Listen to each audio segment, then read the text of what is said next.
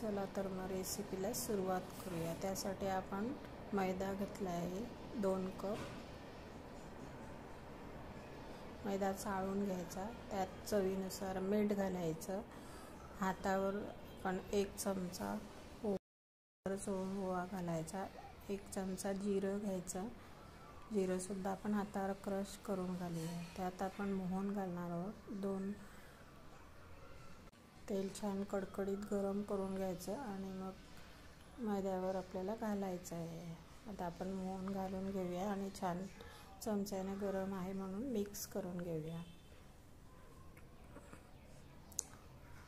तेलाचं मोहन आपण सर्व पिठाला छान हाताने चोळून घ्यायचं, असा गोळा होईपर्यंत बघायचं।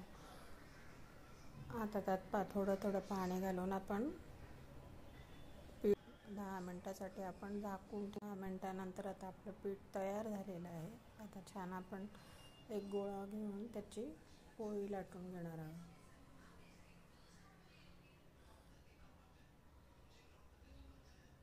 मध्यम आकाराची आपल्याला पोळी लाटायची आहे, खूप पातळ किंवा खूप जाड नाही लाटायची। आणि आता कातण्याच्या सहाय्याने आपण शंकरपाळी कापून घेणार आहोत।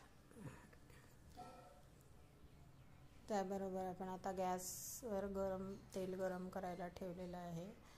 आता तेल सुद्धा गरम झालेलं आहे। त्यात आपण आता आपली कापलेली शंकरपाळी टाकून छान मंद आचेवर कुरकुरीत होईपर्यंत आपण तळून घेऊया।